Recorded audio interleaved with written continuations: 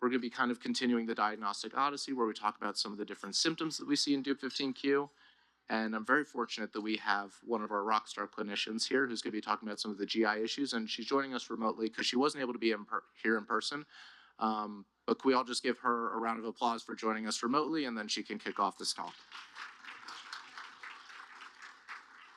Thank you for joining us, Sarah. Take it away. Yes, thank you so much for having me. So I'm going to jump right in and talk about GI issues in Dup15q.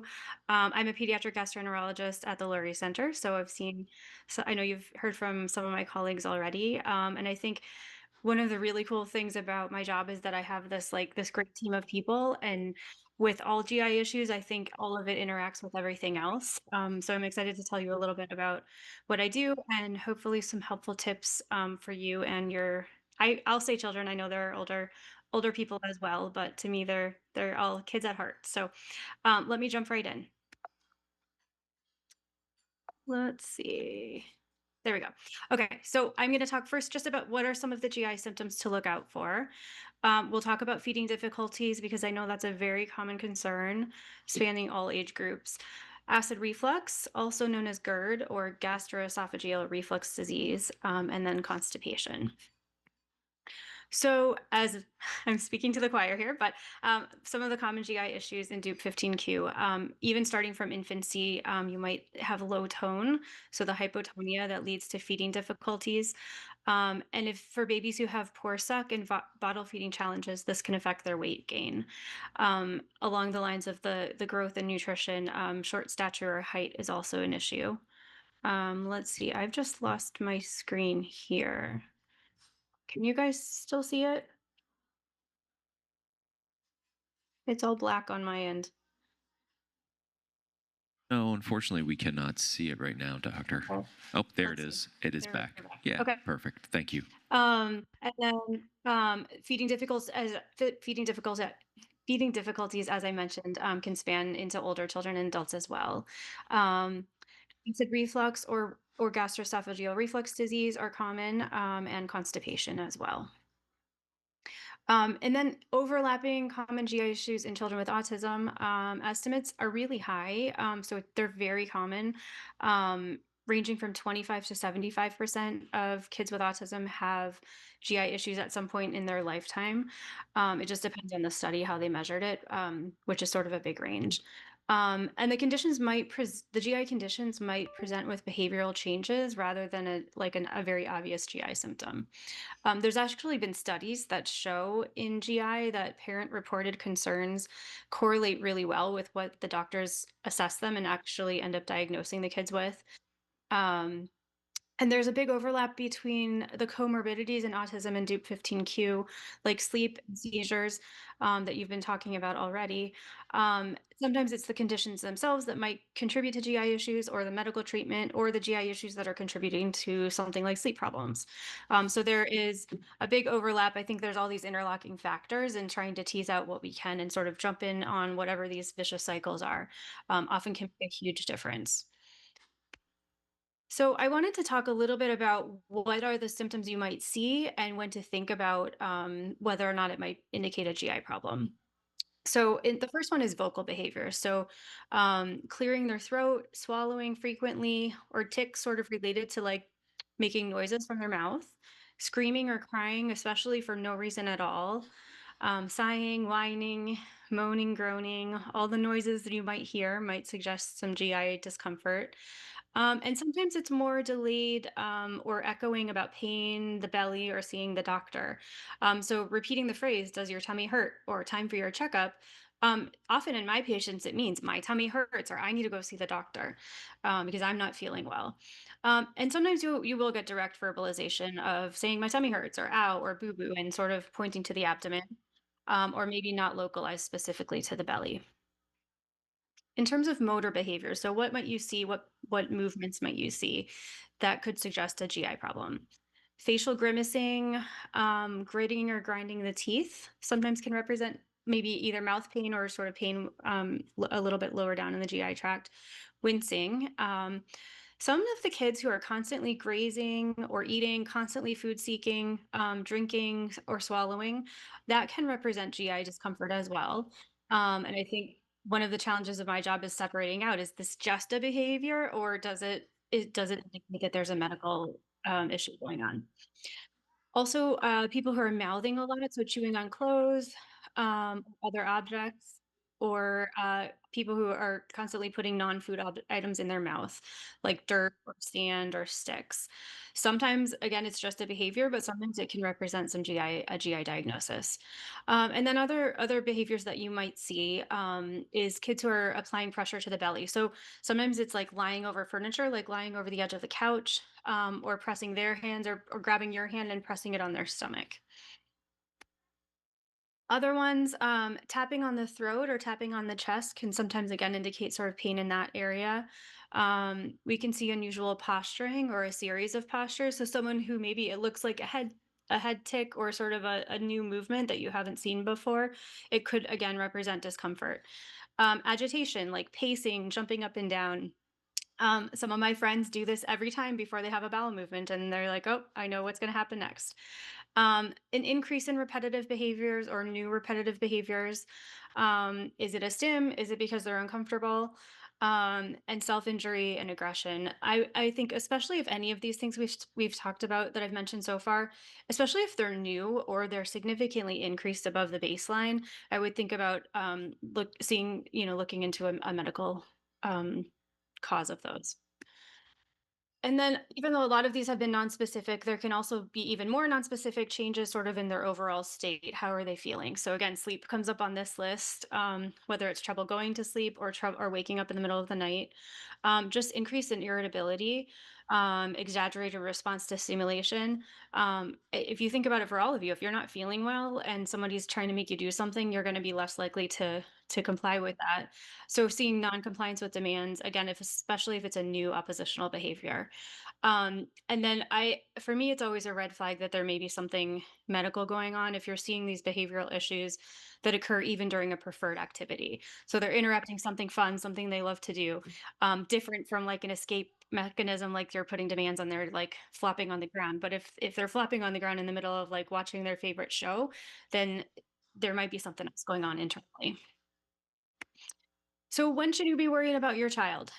All of these ones that I mentioned, I just wanted to focus specifically on what the symptoms are and then what it might specifically mean. So on the left side is sort of in someone who's verbal and could tell you what's going on, and on the right are some of those symptoms and behaviors that we just talked about. So if you're seeing intermittent or continuous tantruming, feeding refusal, kids who just aren't eating, well, that could indicate that it hurts to swallow.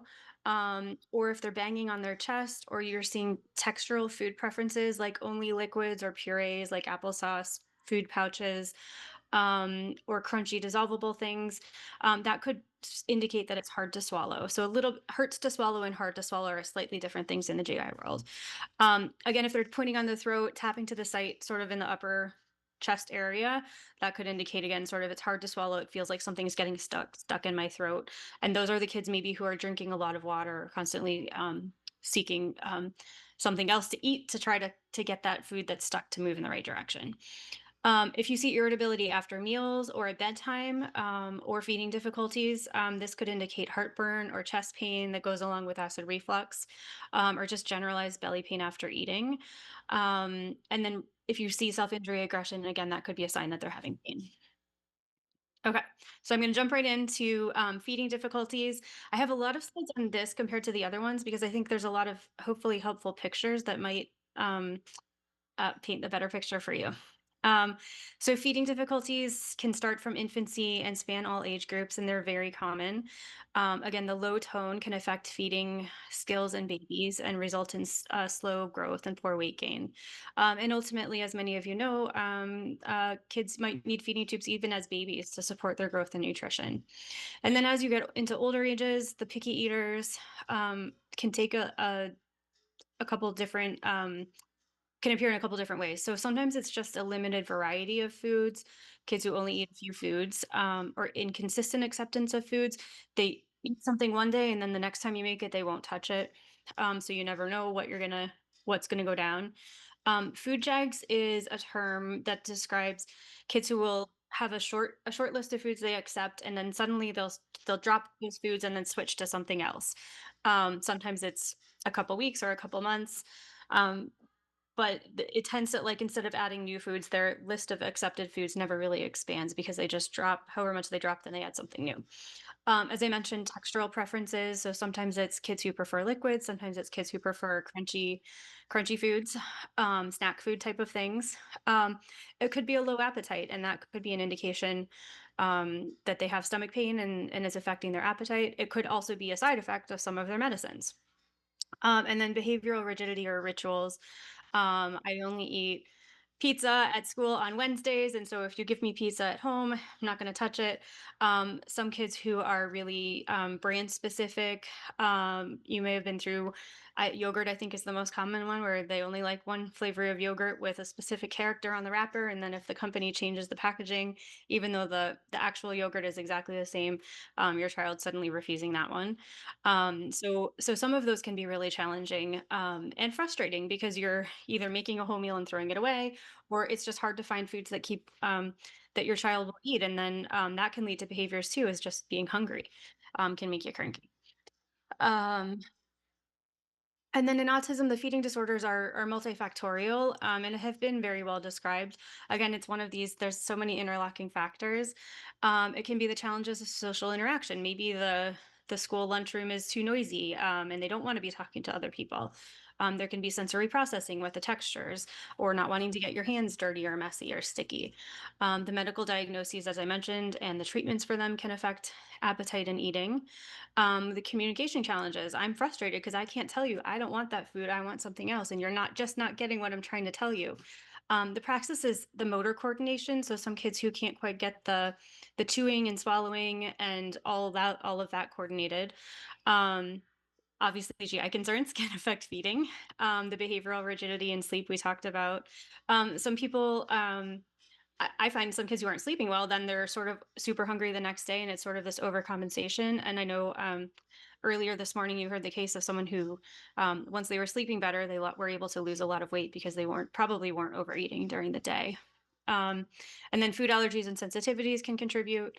Anxiety, medication, all of this. And we know that kids with autism have more feeding problems and more food selectivity, so that picky eating, compared to their peers who don't have an autism diagnosis.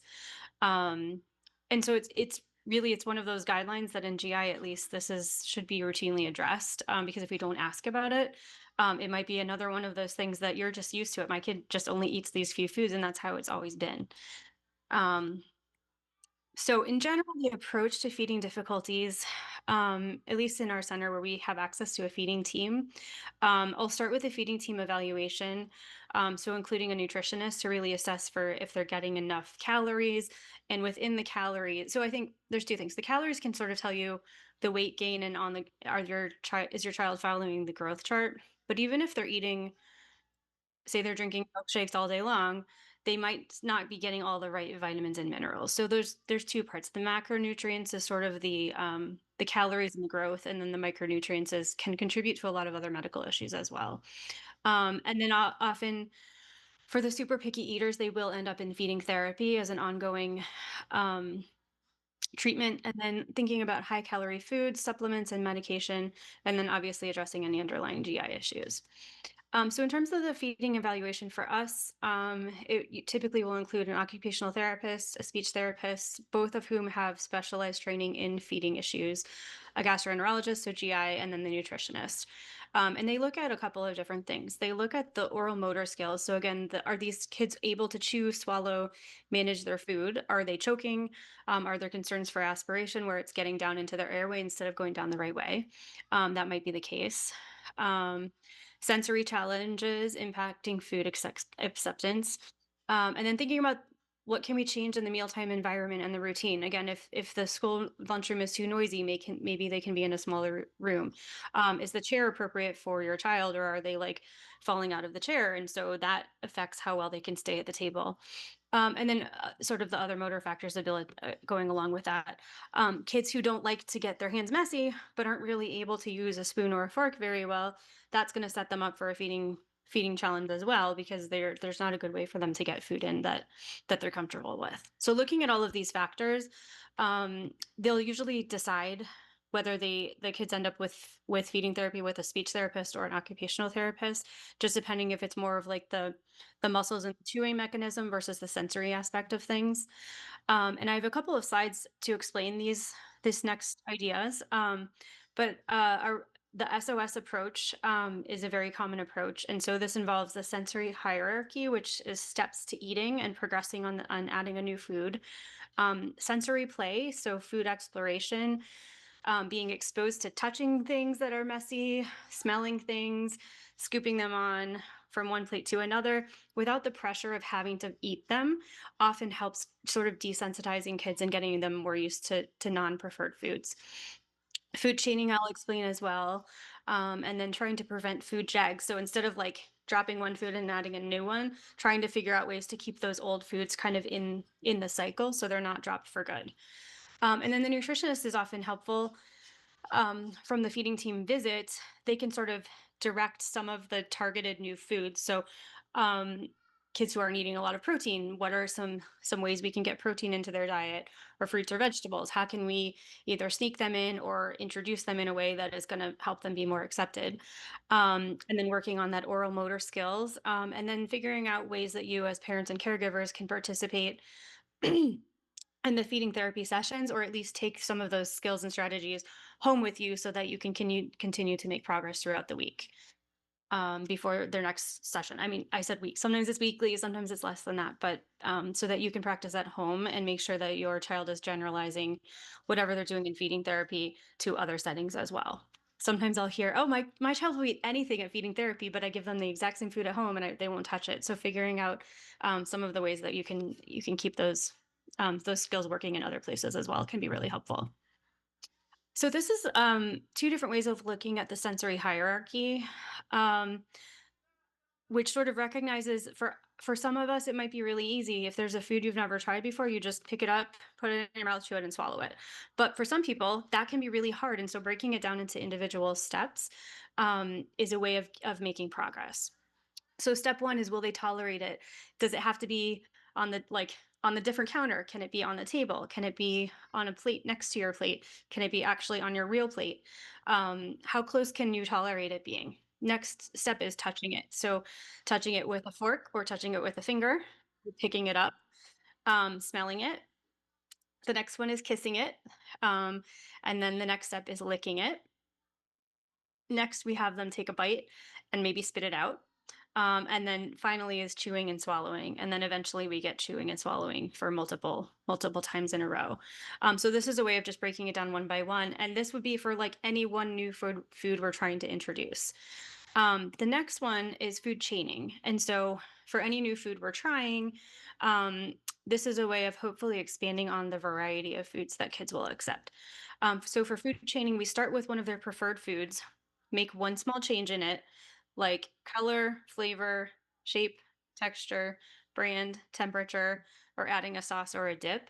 And then we make another small change and another small change. And eventually, by making all these changes, one little by little by little, you bridge to a new food. And hopefully you can keep that new food and the old food, and then you've actually added more foods to their list. So I have a couple of pictures that I think illustrates this pretty well. These are actually from like Parents Magazine that I saw a long time ago, and happened to pull out the articles. But I think they give some really good sort of visuals. So this one, the pizza moving to a burrito, it starts at the top with a typical slice of pizza. The next one is supposed to be like a thin crust pizza, and it's sort of it's sort of like a reverse S, if you can follow the picture on here. I don't know if you guys can see my cursor. This one is pizza on a flatbread. This is pizza on a tortilla. This is rolled up. And then eventually, if you change the cheese from mozzarella cheese to cheddar cheese, and you change the sauce from marinara sauce to salsa and roll it up, you can have a burrito.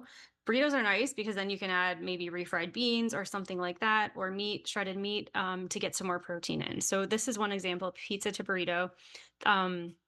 Here's another one. This one is moving from one shape of pasta to something a little bit more variety. So this preferred pasta shape was bow tie pasta.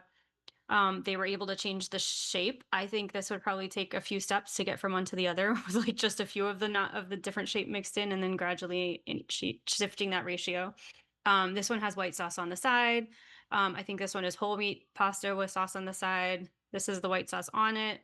For this one, they've added a little red sauce in, so it looks more pink. So they changed the color and the taste a little bit. This all again, I think this last step would probably be several steps. So changing the shape of the pasta again, and changing to chunky tomato sauce. Tomato sauce I like as a food because you can puree vegetables and get them in, and so that's one way that you might be able to sneak in some extra nutrition, even while you're working on the other parts of things. And then this last example starts from someone who's already eating baby carrots and ranch, so this may be a stretch for some of where you're starting from. The next one is carrots cut into sticks. This is like rainbow color carrots, so different colored carrots. This one they've added carrot sticks. This one they've added a few little pieces of crunchy lettuce, and then eventually it's mixed together all as a salad. So these may not be exactly applicable to your child depending on what their preferred foods are, but if you just Google food chaining and then whatever food they eat. So food chaining French fries. Maybe you go from French fries to different shapes to curly fries to tater tots to sweet potato tater tots to the veggie tater tots or something like that. So there's different ways. So if you just Google food chaining, whatever food they eat, that might give you some good examples of how to start with this.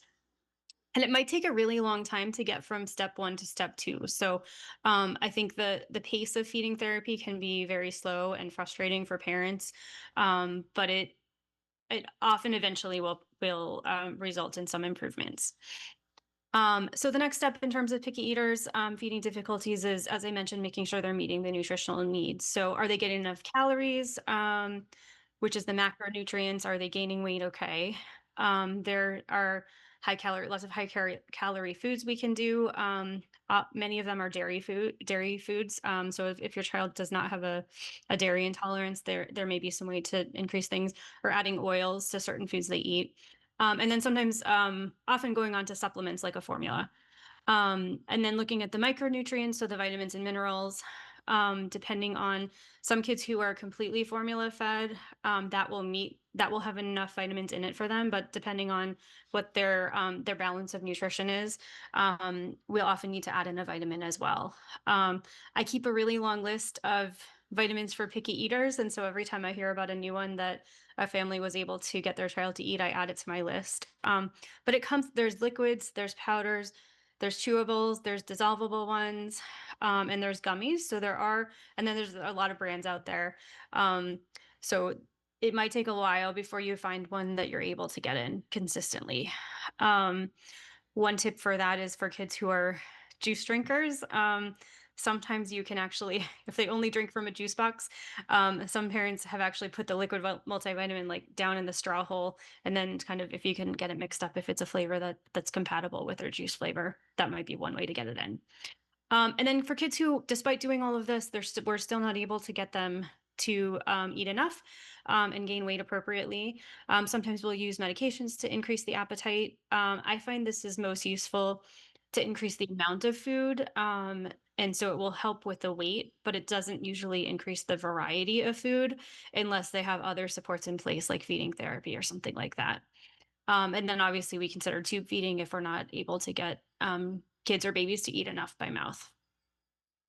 And then obviously we need to address any GI issues. So no matter what, if they have pain, and then no matter what we do, it's going to be unlikely to be successful, and unless we can actually address the GI. So feeding tips to some kids who are really brand specific. One way to help with that is if you can serve food out of their original packages. So putting them into plastic bags, like if it's a snack on the go. I know it's an extra step and it's probably not great for the environment, but for decreasing brand specific preferences, sometimes that's helpful. Or at home, taking it out of the packet, like putting the yogurt into a bowl instead of in the container. And that also is helpful for down the line if you need to introduce medicines or vitamins or something like that. it might be one less clue to them that you're that you're doing something to it if they're already used to having it in a package where it's already open, or out of the package. For kids who have ABA, or OT at school, or in outside therapy centers, there might already be someone on your team that you can talk to about feeding issues, who might be able to address it. And I know at least around here, the schools often will not address feeding concerns directly because it's not an educational issue. But the loophole is that some have like a social skills groups or lunch bunch, where they sort of indirectly get, not one-on-one, but they get sort of smaller peer groups. So it's a quieter eating environment, and often there will be an adult or a therapist involved in that too. All right. So the next topic is acid reflux or GERD, which is common. So what is GERD? This occurs when stomach acid flows backwards up into the esophagus. This is often uncomfortable when it happens. And over time, acid reflux can actually cause damage to the esophagus. Symptoms include abdominal pain, chest pain, this heartburn symptom, even though it's not the heart at all. Sometimes if it comes all the way up, it can be spitting up, regurgitating, sort of hearing it come up and down, or true vomiting. Some kids might get a sour taste in their mouth or have really bad breath, even though you're brushing their teeth well. You still kind of get the sense that there's something sour in there. And then as we've mentioned, this can affect appetite, and result in picky eating, and as well as weight loss or slow weight gain. So one of the keys in terms of symptoms is that they often will appear after meals, because after you eat, you get this spike in acid production. And then bedtime is another possible trigger for acid reflux. So during the day when you are sitting up, gravity holds everything down in your stomach a little bit better. But then when you're lying down sideways at night, you don't have that gravity effect. And so it's easier for things to kind of slosh sideways instead of sloshing up and down fighting gravity. So kids who are used to having acid reflux and feeling uncomfortable at bed might resist bedtime, or might start to get upset once they're lying down. So if you're wondering about acid reflux, I would say consider a medication trial. There's Tums or a fast-acting antacid if you can get your child to take it. There's a couple liquid forms as well. There's an H2 blocker, which is sort of the next step for treating acid reflux, and that would be something like famotidine or Pepcid. And then the next level beyond that is a proton pump inhibitor. There's a lot of brands out there, but omeprazole, lansoprazole, something like that. Depending on the scenario. So if this is someone who's coming in with really severe behaviors, and you don't feel like you have time, like out of concern for safety, you can't start a medicine and give it a month or two and see if it gets better. Sometimes we'll do do a procedure called an endoscopy, before we even try the medicine, just to kind of see what we're dealing with at a baseline. But sometimes we have time to try a medicine first and kind of see if the behaviors improve or not. There's a cool test that we can do we do at the time of endoscopy. And this is a little capsule that goes into the lower esophagus and it stays in place. It sort of suctions in. It stays there for a couple of days, and while it's there, it transmits wirelessly to an outside like data box, kind of like the size of your phone. So you have to keep it pretty close to the child, ideally like in a pocket or a fanny pack or a backpack, something like that.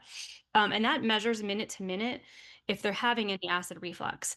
And then on the data box, you can actually like press a button that flags the data. And so we can use this sort of like an event monitor, similar to what you can see sometimes with like video EEGs. But if minute to minute, like if you have a behavior you're tracking and you're not sure, every time, with this behavior, does this mean they're having acid reflux? When you see that behavior, you push the button. And then when we look at all the data, we can see, okay, when you push the button, this was a tantrum at bedtime. What was happening with the acid? Were they having a huge spike of acid reflux? Or does it seem like the behaviors are not really related to anything acid related? It can't be done in very small children, but from like 4 or 5 years and up, it's a possibility. If you have a gastroenterologist, I think most people would do that. So tips for acid reflux: consider acid reflux or GERD if the symptoms are occurring after eating or at bedtime. Consider this for children who have like a fairly sudden change in their eating patterns. make sure to communicate with your provider if your child won't take the medicine that was prescribed. Just like vitamins, the acid reflux medicine comes in a bunch of different formulations. And so sometimes it takes a few tries between what your insurance will cover and what the child will take before we find a good match for that. Um, so sometimes it's a process to get there. But typically I would try it for about a month, and then that should be a fairly good trial period to see if the medication is helping or not. All right, constipation. So what is constipation? There's a couple of different definitions or sort of flavors of constipation. One is that bowel movements are occurring less frequently than every 1 to 2 days. So I'll tolerate every other day pooping, but I prefer every day for like if I'm micromanaging the perfect poop. But if they're every 3 days or less than that on for their typical pattern, then they might gradually be building up and getting constipated. Some constipation is shows up as hard or painful stools. Kids who are straining and pushing, crying when they need to go, or really large poops that clog the toilet. Um, And then there's sort of a different kind of constipation, this incomplete evacuation. These are kids who are going regularly, but somehow still get backed up. And so, even though they're going regularly, they somehow are not going enough each time. And so, I think about it as like the conveyor belt at the grocery store. If there's like one thing on and one thing on, and it just moves one by one, versus if you have like a bunch of things on, but the cashier can only still take one thing off at a time. So, if you're watching what's happening on this side, one poop, one poop, you're fine. But really, in the meantime, all this other stuff is backing up in the conveyor belt. That can be the hardest one to identify. That one often will need an X-ray to tell what's going on because you can't tell from watching the pooping pattern on the outside of things. And then the other thing that can result from chronic constipation is encopresis. And this is sort of an overflow or leakage. If there's a large amount of stool that's sort of blocking the lower, the colon, then there's leakage of liquid stool around it. And so sometimes these are kids who show up to me saying they have diarrhea. Because what you see on the outside is the only part you can tell. And so what they see is loose stool coming through, like maybe all day long. There's like little bits, little bits, little bits.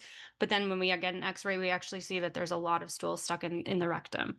Um, let's see. So just like all the other things I've talked about, constipation is often multifactorial.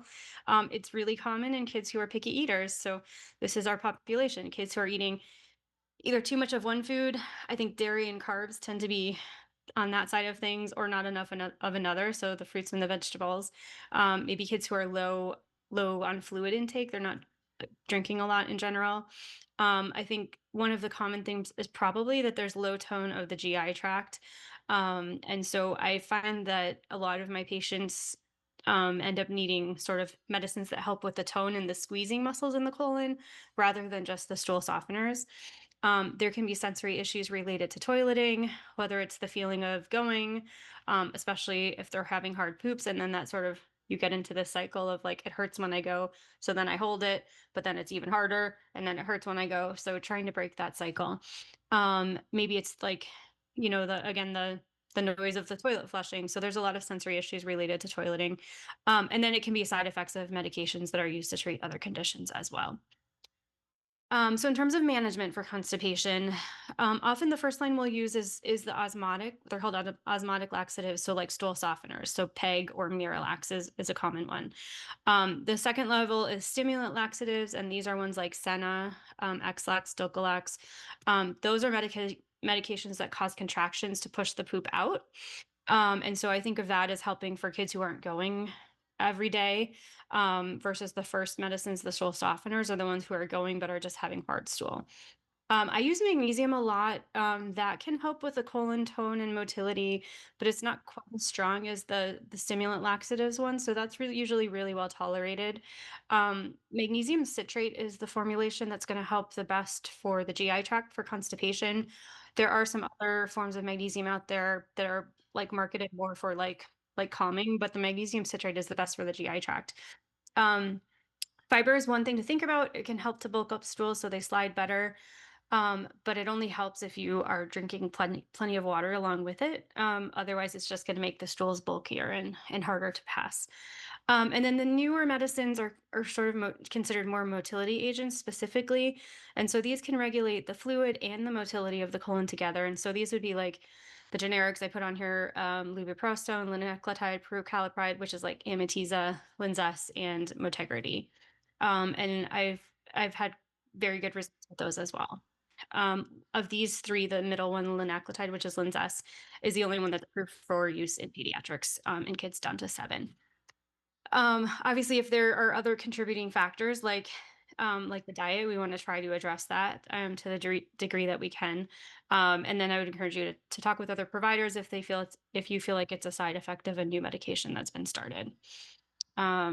So constipation tips, consider an x-ray if you're concerned. Even if they're pooping regularly, they might have that incomplete evacuation type of constipation. For constipation, often I will hear that, oh, we tried that one and it didn't work. But it might actually mean that there's so much stool in there that they need to do a clean out first. So like a bunch of medicine to really like flush everything out. And I think of it as sort of a reset. And then afterwards, the same daily medicine that didn't work before might be much more effective once you get rid of all that extra stool that's been backed up. And then, as I mentioned, while the stool softeners, the osmotics are often the first line medications in GI in general, and in pediatrics as well. I find that the stimulant laxatives, like the squeezing ones, or the newer motility medications are often needed for people with lower tone in general. These are just a couple of helpful resources. So the ATN Autism Treatment Network toolkits have ones on constipation, feeding, blood draws. The NASPGHAN website, so this is the National Pediatric GI Society for North America, is gikids.org, and there's a lot of helpful information on that. And then for kids who have constipation and encopresis, there's a YouTube video called Dup15q. That is a cartoon that shows sort of a graphic of the big poop and the overflow and the leak around it. And that's made by NASPGHAN as well.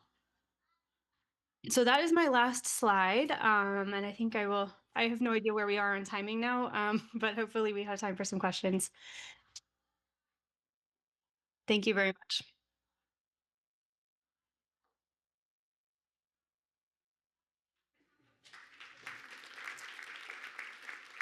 Did you want to ask a question? We have a question. Hi, how are you? Hi.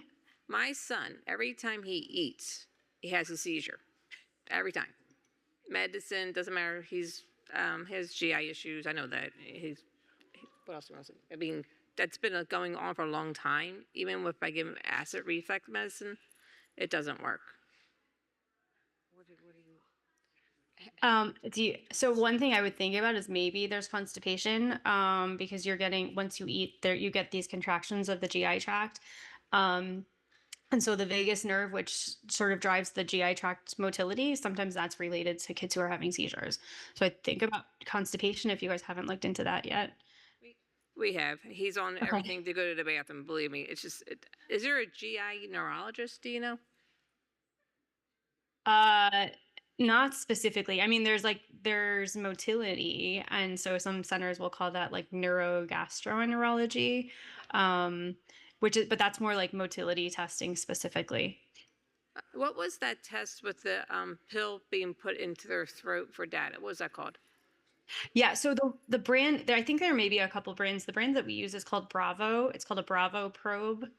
And that's the one that we put in during endoscopy that measures like if there's acid reflux events, sort of minute to minute. Okay, thank you. I didn't know about that one, but thank you. Yeah, I think it's really helpful when you're trying to match like something like a behavior with, is that due to acid reflux or not? Thank you. Mm-hmm.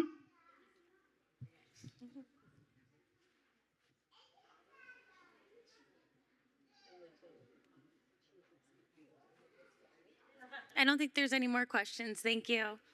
Thank you.